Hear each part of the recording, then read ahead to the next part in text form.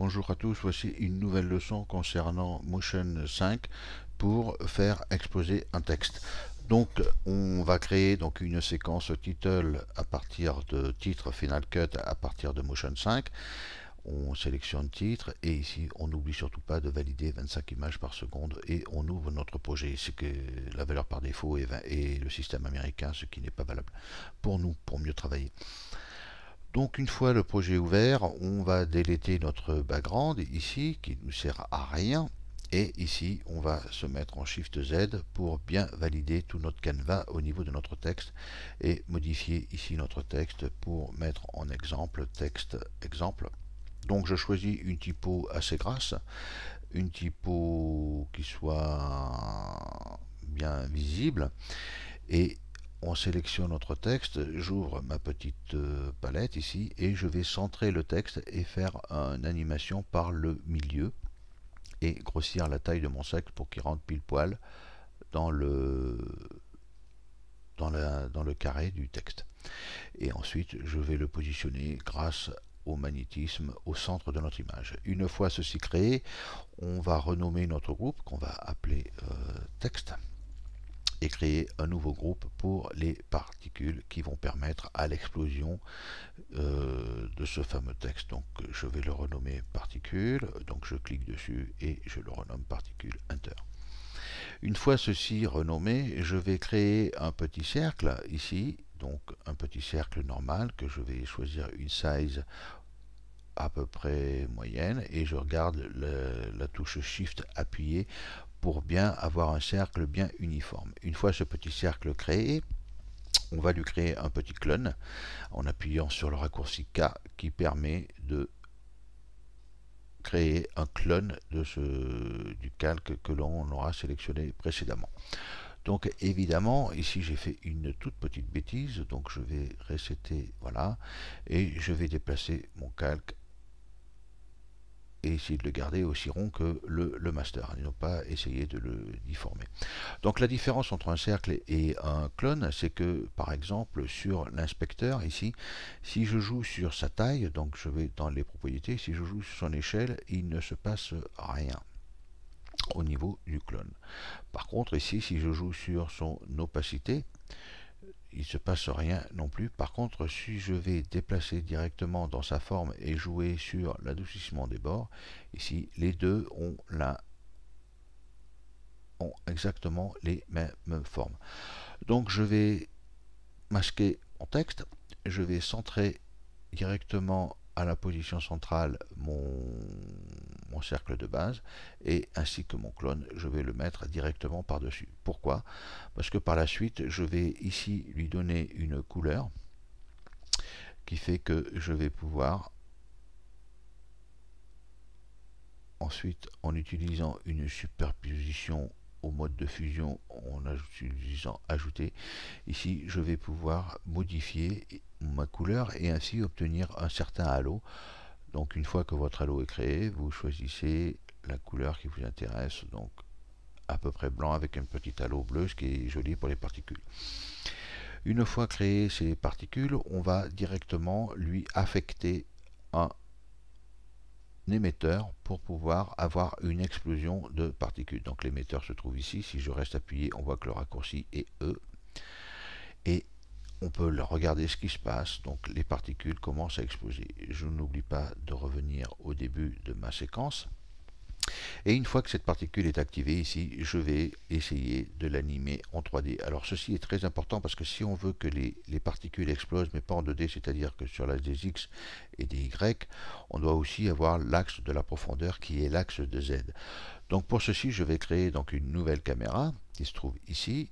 Donc je crée une nouvelle caméra et on a cette fenêtre qui s'ouvre et qui nous permet de dire oui, je bascule tout en 3D. Donc maintenant on a une couche caméra et on peut voir que tous nos groupes ici sont devenus des environnements 3D. Donc celui-là, ce groupe, je vais le renommer explosion pour savoir ce qu'on fait. Une fois l'explosion posée, entre guillemets, il ne nous reste plus qu'à voir et à valider le système 3D. Donc dans l'émetteur, ici je choisis bien la couche, inspecteur, émetteur, 3D, je valide l'environnement 3D pour les particules de base. Une fois validé, je dois, le résultat final est de faire exposer mon texte ici et de faire exposer ce texte-là avec les particules. Donc je vais insérer une image comme exemple, comme référence pour les formes des particules. Donc au niveau de la forme ici, je choisis directement image qui va ouvrir et là je vais y glisser directement mon texte qui va servir de référence pour l'animation de mon texte. Donc pour le moment on ne voit pas grand chose, ce qui est tout à fait normal. Donc je me positionne au début en source d'émission ici, donc je vais choisir 0 pour qu'au départ on ait 0 particules qui démarrent en même temps, et je vais après jouer sur le source d'émission aléatoire et je vais jouer sur le nombre initial ici de particules. Donc il ne faut pas hésiter à monter énormément les particules pour qu'elles puissent se positionner, pour qu'il y en ait beaucoup, et ici se mettre au niveau de mon texte. Pour le moment, toutes les particules se retrouvent en zone point, ce qui était normal, c'est parce que ma disposition ici, je vais la mettre aléatoire. Donc du coup, on aura toutes les particules qui commencent à prendre la forme de notre texte qui se trouve dessous. Le problème, c'est que là, les particules sont un peu grasses et un peu énormes, donc pour cela, on va diminuer notre échelle et diminuer tout doucement pour obtenir le texte. Alors maintenant on regarde ce qui se passe et on voit que les particules commencent à exploser directement au niveau du texte. Donc là le texte lui c'est pas encore tout à fait bien, mais ça commence à être joli. Donc on voit que les particules apparaissent et meurent tout doucement, mais en cut. Donc pour donner un effet un petit peu plus d'explosion et plus joli, il vous faudra donner une disparition à ces particules. Donc pour cela, il suffit ici dans le mode de couleur, on peut voir que tout est blanc, donc ce qui fait que l'opacité sur la longévité démarre en blanc et finit en blanc, donc l'opacité est nulle.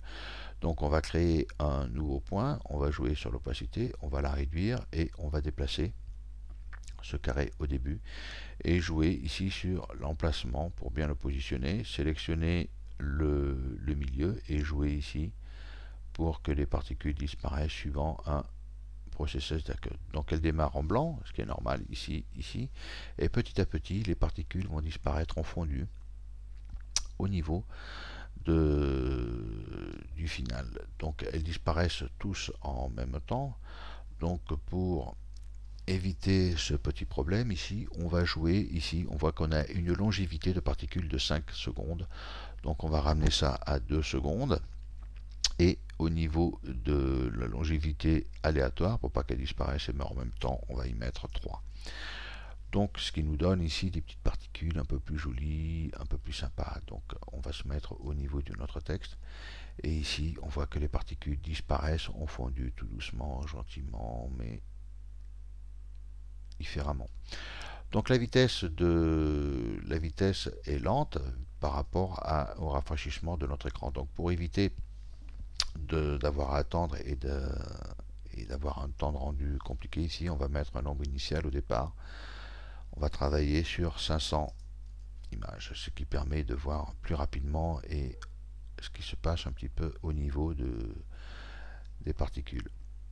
Voilà pour ce qui concerne donc la création d'un émetteur de particules qui permet de faire éclater un petit texte. Donc là, on n'a pas fini. Il suffit maintenant de rajouter et de jouer sur ses paramètres. Donc on peut jouer sur l'échelle ici, on peut se mettre à une position de 10 pour bien voir, et quand on augmentera ici les particules, nombre initial au niveau des particules, le texte commencera à être bien dessiné et à être plus simplement bien visible. Donc une fois le texte positionné ici, on voit qu'il y a quand même, ça fait des petits carrés, des petits ronds qui ne sont pas très bien positionnés. Donc pour cela, on va jouer sur le mode de fusion en rajoutant un mode de fusion par ajout. ce qui donne une brillance supplémentaire au niveau des textes et qui donne cet effet un petit peu plus de remplissage du texte. Donc voilà, donc là mon texte explose et se meurt tout doucement. Donc la prochaine leçon, donc il sera la partie 2, on posera le texte initial ici, qui se trouve donc en dessous. On manipulera ce texte, on le fondra et on jouera ensuite ici sur une explosion. On verra comment, grâce à la caméra et à sa position, et ici l'affichage de la visualisation pour voir les différentes perspectives, et permettre ainsi de régler et de bien régler et bien positionner tout notre environnement en 3D. Voilà, merci pour aujourd'hui et à bientôt. Au revoir.